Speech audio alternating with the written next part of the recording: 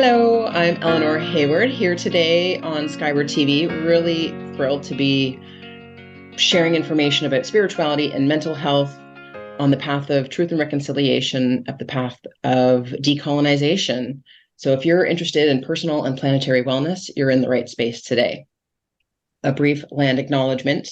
As a settler descendant, I am acknowledging the past and current stewards of this land, the Haudenosaunee, the Wendat, Huron, and Haudenosaunee peoples. As we gather today on these treaty lands, I am in the Burlington area today. We have the responsibility to honor and respect all of the wonderful elements of creation that exist. We're subject to the Dish with One Spoon Wampum Belt Covenant, an agreement to care and peaceably share this region around the Great Lakes. It's an agreement between the Haudenosaunee Six Nations Confederacy, the Anishinaabe, Ojibwe, and allied nations, and the relationships here around the Great Lakes. And may our organization live up to this agreement with reverence towards truth and reconciliation. And we acknowledge and thank the Mississaugas of the Credit First Nation for sharing your territory with us. And today, personally, I am very grateful for the bountiful harvest. Having some fresh nectarines and tomatoes and corn from Southern Ontario has been a blessing. It was a beautiful day yesterday, and sharing space with the pollinators and the birds. Very grateful for the connections that this land waters provide us. And so grateful today to welcome Jody Harbour. She is a co-founder of Grandmother's Voice, identifying as an urban Indigenous woman from Oakville for over 30 years. The grandmothers say that great change is coming, and for those who have been sleeping, it's time to awaken the medicines within. We need to become more conscious as a collective of our surroundings, each other, and how we move forward in harmony. These are some of the qualities of Grandmother's Voices vision, and all are welcome to get involved. Welcome, Jody. You're on mute. Would love to welcome you and share with us some of your personal and professional background as to why spirituality and mental health are important to you. Ooh, hey, nice to see you, Eleanor. Sister friend, not just an acquaintance. We've been building relationship for several years, and you continue to show up and, with a full open heart. And I love this. I had some medicine going here. So, you were just acknowledging all the things you're grateful for, and the land acknowledgement and Yawa for sharing your words and, your essence that shows up through how you started to acknowledge truly from your heart. We see it. I see it and I acknowledge it. And I acknowledge this space and place and platform that you're providing for people to come together in this time of healing. And so I had my medicine going, some sage and tobacco, sweetgrass, and some cedar sitting with me. And then as I started to acknowledge you, it was started, smoking more.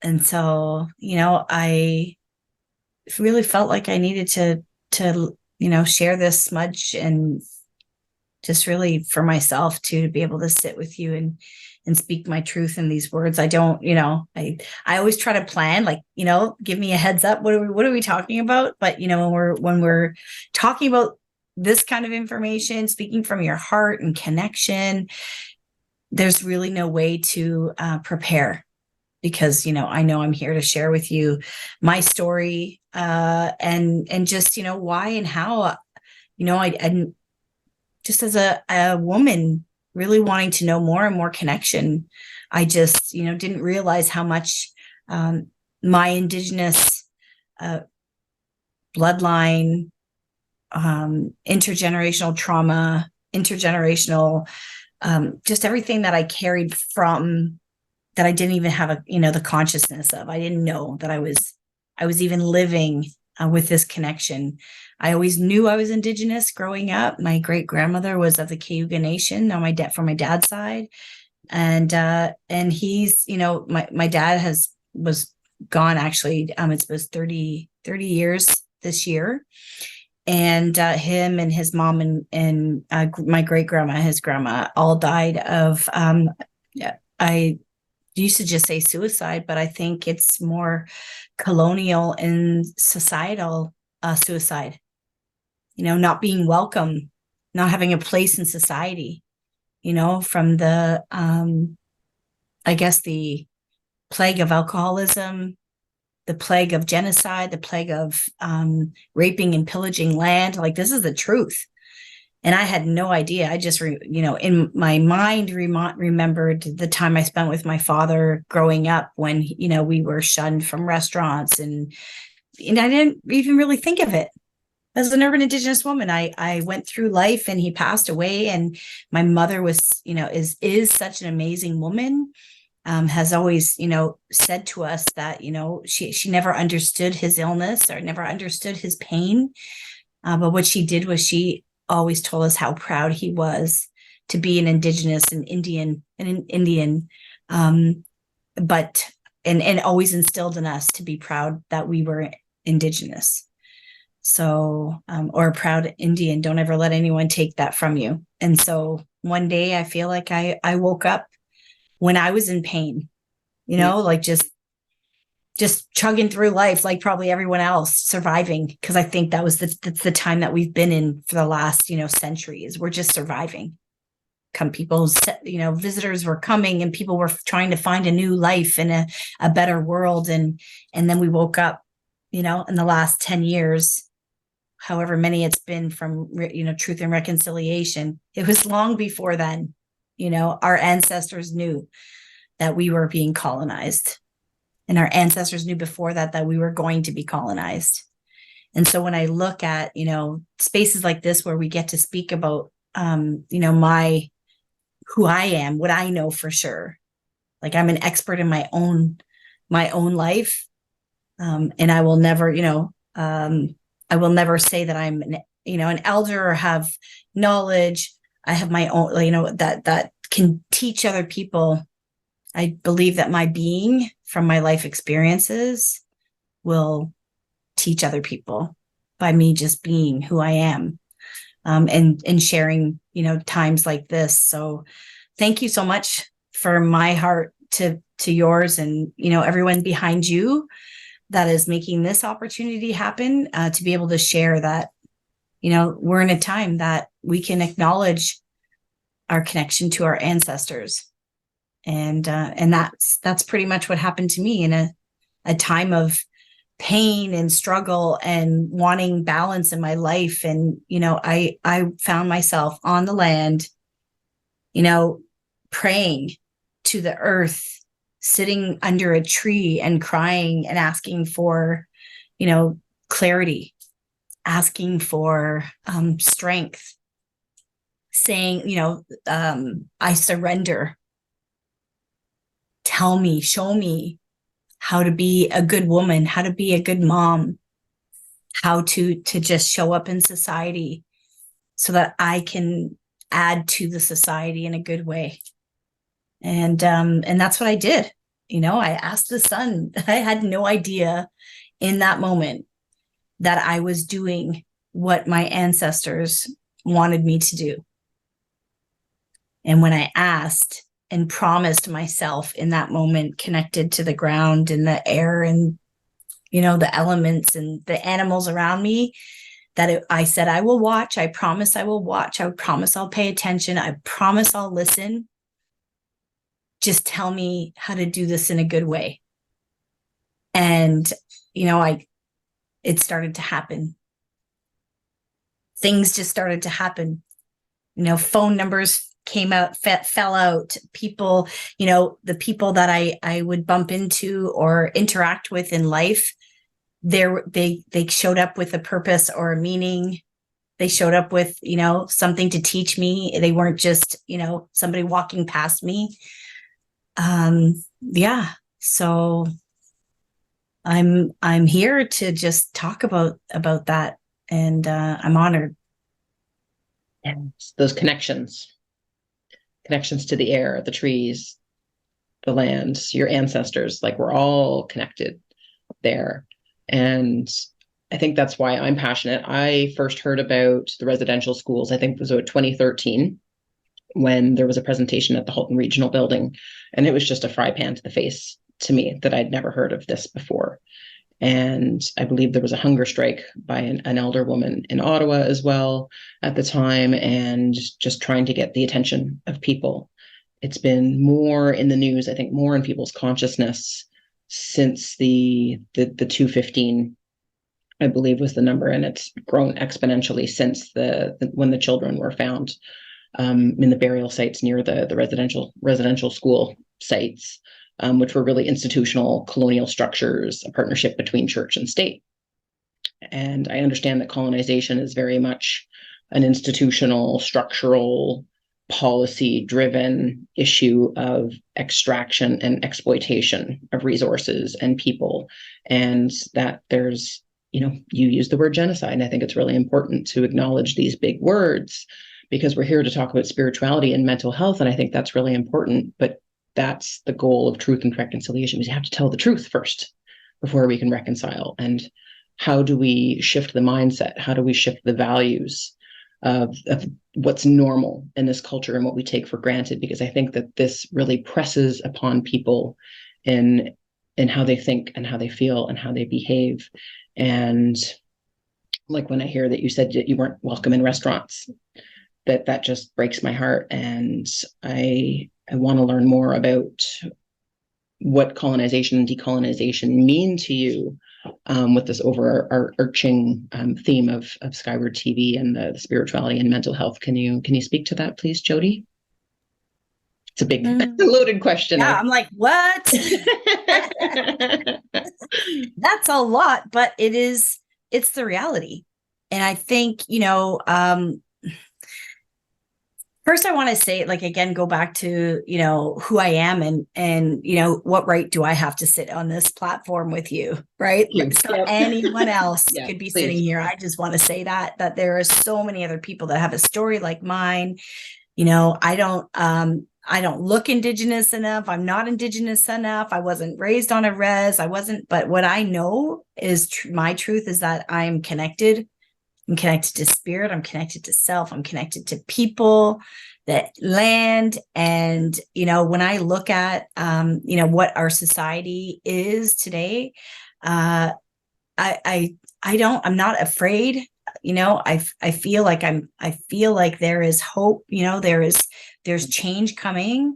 I see my children are very different than how I was growing up. And I think that is a part of the colonization. Obviously, we are, even though they have a lot of other, straight up issues. I think that they're seeing it, right. And you talk about a fry pan. I think every day these kids get fry pans, from social media and what's happening out there. And our political system is going to, everything is in chaos right now, in a sense that they're and so we talk about mental health, which is to me, more mind, right? Because we use that word mental and automatically it takes you to a negative, way of thinking.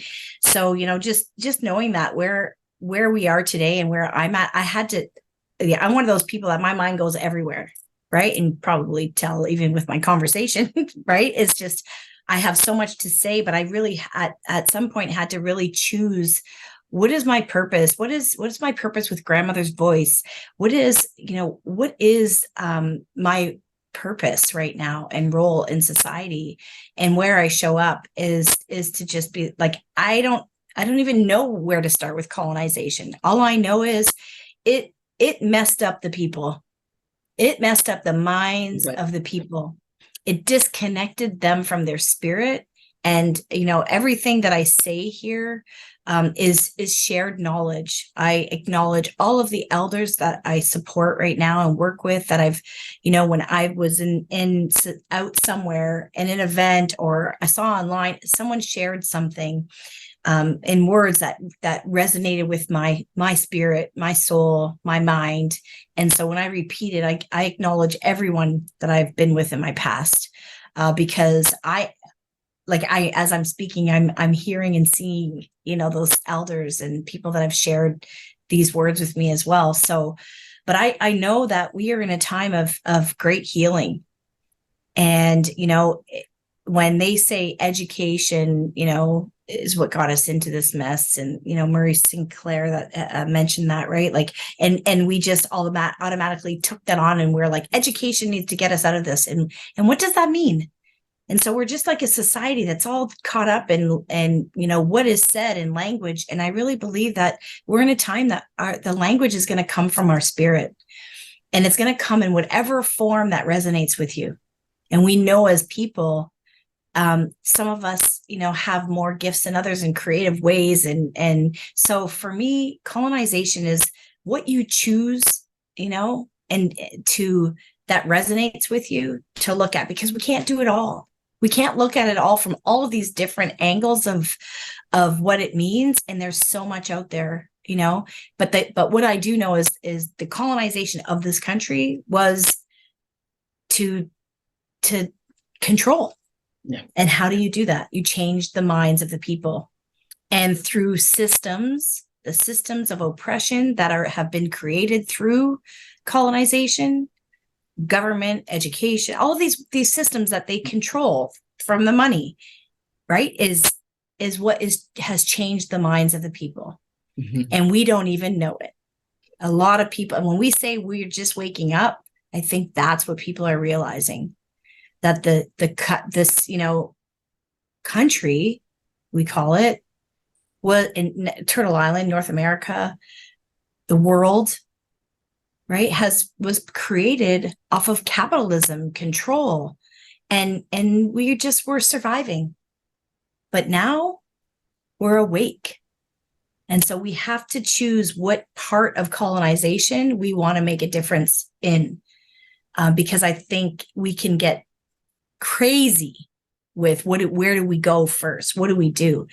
And, self-care, from what I know from from just understanding Indigenous ways of knowing now and Indigenous life ways, is when you take care of self and you understand who you are, what you need to do to make yourself well, is when you'll have impact in society in a good way. And then you can choose, where you're want to go to change, to decolonize.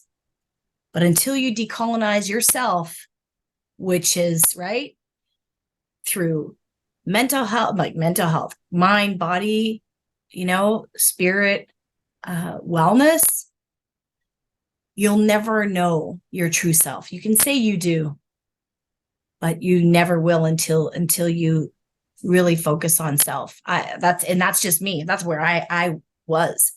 And I was, when I woke up and stood on the land and asked for that clarity, I knew I was Indigenous, but I didn't go the Indigenous route. I did yoga. I went to, church in my earlier world. I did other things. I read a lot of different authors from different areas of the world. And then all of a sudden it was this, like, you asked, here you go. Here's your Indigenous knowledge. Here's your Indigenous roots. And so now you've asked, it's going to be very clear. Your path will be very clear. And so, I committed to the good, the bad, the ugly. and that's what to me life is about, is finding that balance. How do you manage the good, knowing that the bad could be around the corner, and knowing that, the good will show up again. And I like to think that, realizing and understanding the world, the Western world, and what it did to my family before me, my responsibility is to undo that and decolonize that through my wellness. So beautiful. So powerful. Jody, I hear you. What a layered, textured conversation. I think like two words are coming forward to continue, that there's connection and then there's trauma. And I think trauma leads to disconnection. So how do we reconnect? And we talked about overthinking, like this mental health aspect. Personally speaking, spirit showed me, because I was on that same path.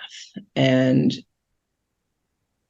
I had one point I was like gasping for air, and had a crying fit that was stimulated by a color. It was something so simple, a lime green color. It was a chakra.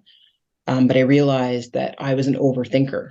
Like I'd had some insight into how even like drama, like there's a lot of addictions that when we're disconnected and we have trauma, we cope. And overthinking is a common coping mechanism when we're feeling disconnected. And I realized I was holding my breath when I'm overthinking. So breathing, I invite our audience to breathe, because I think this can be a lot of heavy information, and that's number one, self-care. And I've learned that breath really does connect us mentally, emotionally, spiritually, and physically, and to help us come out of our head and back into our body, an embodiment process. And part of embodying is recognizing that we're connected to everything. That I think colonization like really has disconnected us. Like you said, it disconnected us from the land. It disconnected us from each other. I was grateful to do a blanket ceremony at McMaster University several years ago with grandmother Renee, who I since realized is one of your co-founding partners of Grandmother's Voice, which is based in Milton. And if our audience, if you haven't done a blanket exercise, highly recommended that you seek out. It's not, I wouldn't say it's standardized by any mean, but I think it's a pretty common exercise to see the effects of colonization and how everybody was separated. And this plays out that we feel separate from each other. Like how often loneliness is like part of the mental health crisis as well, that leads to addiction, that leads to suicide, as you mentioned. And so sorry to hear about your father, and how Thank you. oppression has influenced your family. And I'm so grateful for you for having the courage. I imagine that some of the answers that you received from ancestors, received from spirit, and from the elements, was your clear path. Was that grandmother's voice? Was that part of the answer that you received? Actually, I realized that well, my grandmother, it was my grandmother's voice is grandmother's voice. And the messages that I began to hear, and the spirit that began to show up for me to support me, was my grandmother, my great grandmother, and grandmother Renee Thomas Hill. Our great grandmothers are sisters, actually. So yeah, surprise. And I met her and Gail Whitlow when I part of my journey was to do my genealogy. And I received all of my genealogy from my uncle. He's my only living uncle, like family, from my dad's side. And he had created and put together this genealogy book that showed the census forms. And so, yeah, that's how I met Renee at Gail's place, Ancestral Voices on Six Nations. And so it was, I had been doing this work, this healing work for, my 20, it was probably about 12 years before I met them, and had my children. And then it was, it was this hard shift. One day, stop what you're doing. It's time to do it's time to do this work. And that's when I met them and realized, that they were doing this work. Grandmothers, Indigenous grandmothers, had been preserving, and there's been many more elders, but these grandmas were traveling internationally to pray for world peace. And it was, it's not a secret. Everyone knew that these women were doing this. It was just a really loud, it's time. And so we started to travel together, and they started to, share knowledge with me. And it was, there's grandmother circles all over the world, and communities. And now, and through this work we did together, that clearer message was it's time. It's going to be time very soon. And so I felt like, like grandmother's voice through the pandemic, we just went live on Facebook. I had no idea this is what I would do. oh, the grandma said, we need to reach people. How do we do that? And this was like 2 weeks into the pandemic. And I was like, I think we can go live on Facebook, and they want to hear from you, and they need to hear from you. So yeah, that's kind of, that's where we went. And I think now where we are is we've realized that colonization also stopped community building. Even though the, organizations and communities have all of these different organizations to build community, we as the people are having a hard time building community. We're building like little silos of, competitive sports and, things that are taking us really away from the culture and the culture of being together, of community. And so I really believe that this is a time for the Indigenous life ways to raise the people, bring us together again, and that's what I can do as one person, is do what I do. I have no fear in bringing people together. There is always residue when it comes to, being ostracized or talked about, or, people challenge what you're doing in your community. And that residue is painful, and it brings back trauma. And it's a lot of times not even my own trauma. Being an empath and someone who can, recognize other people's energy. There's just times when our spirit is, sometimes I'm not as strong as I want to be at certain times in this work. And so that's what community's for, is to hold each other up and to stand with each other when we see someone else is doing really good work, and maybe isn't feeling supported. In the time, it's when people can see this. And that's why you build community, so that you can support each other. And that's why it's important for self-care, because if you are not taking care of yourself, you can't take care of others. And this is our purpose. This is our purpose in the world. It's supposed to be. That's why we come here, to learn how to live in this physical world and know that, self-care is important. Self-care is important. Community care is important. So would you say that competition is a colonial mindset? Yeah. Yes. Yeah, of course. Of course. I mean, I can't speak to the teachings, of like lacrosse or those, creators games that, there's competition, but it's good in a good way. Mm-hmm. Right. And I have so much I could say right now just about, my son's, AAA and competitive sports, through his lifetime. But this is a reality in the world. This is, and not just sports, life. Yes. Business. Walking past somebody in a store has more than you, or abundance, or shows that they have, this is what this society created. Jealousy, negative, all this negative way of thinking, when really, we should be, happy for the people that have found their way. Anyways, yeah, there's so much. Keep me on track, would you? You just need to do a season, just you and I. I could, I think, I think these conversations are needed.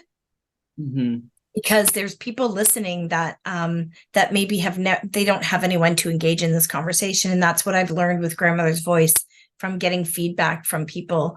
We want to hear more. I want to hear more, because it's easy for people to just show up and listen. Mm-hmm. Gives them courage to get to the next one. And so these conversations, I know, are extremely important for those who don't have the opportunity. Mm-hmm. I think what you had said, so many people are just surviving. And I think that's part of the economic system. It's putting a lot of pressure on people, that families are in silos, the so-called nuclear family, and people are dealing with young children and aging families. And I believe that's part of the effect of colonization, that that it's very divisive, that there's like this hierarchy. There's a lot of comparison-itis, but a lot of people are just got blinders on. They just got to do what they got to do. There's not a lot of time and space for self-reflection. And yet, really, that's where healing happens, your point, to self-care. And how do we shift our culture so that we're more of a circle? How do we come back to the village values and really connect and support each other more unconditionally? Like I've heard it said that, because so often I think the colonial, I think there's something to healthy competition. Like, how do we, again, we tend to compete to tear each other down rather than compete to build each other up. And that is part of the mindset that was my goal of having these conversations. And how do we start to look at things differently? Because that's spirituality, that's mental health. And yeah, I think too, and just kind of closing, because I know we're pretty close to our time today together, but Indigenous life ways were supposed to be here for people. If colonization didn't happen, and we looked at, and we look at the two-row wampum, the ship and the canoe, and you have your values, we have ours, and we'll do this journey together, and the elements of the earth, land, and air, or earth, land, or earth, water, and air, or however you want to say that, but like we're to live in this together. And how do we do it? Indigenous people have amazing life ways. They're holistic, WHOL, not. And so if we can just acknowledge that that's what was removed, the ethics, the values, we relied on churches that have now disappointed millions of people. And now they're like, what do we do? Let's just all spend time on the land and know that if we take care of her, that's then returning us back to taking care of each other. And that's that whole, cycle of life. And that's what we need to, I make it sound so simple or easy. That's how I see it. And just kind of acknowledging what you're saying about children and parents and life. And what I remember is, or what I know is, the teachings are that they're our responsibility. And elders are important, and our children are our future. Yes. And we have to change our way of thinking, that we're meant to be here today to live a good life, and know that these are all values added to our life and society. And the minute we let one go and think that they're not important, we've done something wrong. So we have to wake up every day and say, I'm going to take care of my children. I'm going to make the elders feel needed and wanted. I'm going to make sure that everybody has a voice and is included. That's all we have to do as individuals, and the world will become a better place. And then all the other noise will just, become noise. That's a beautiful place for a conclusion. Thank you so much for your time and attention today, Jody Harbour. Where can people find you? Oh, Grandmother's Voice. Follow us, come and join us. We've just been evolving, and we're evolving because it's, anyone can come. And we want to do this from that Indigenous voice that was left out for so long. Yes. And I love that you want to bring community together, Indigenous and settlers and descendants and immigrants, that there's space for everybody there to learn these values. The moon circles, especially, I particularly enjoy. And so grateful for everybody's attention today. Thank you for coming out. We spoke about, I think, trauma, connections, breath, self-care, community are some of the themes that emerged today for us to reflect on. Thank you so much for your time today, Jody. Yeah, well, sisters, take care. This will be. Ona.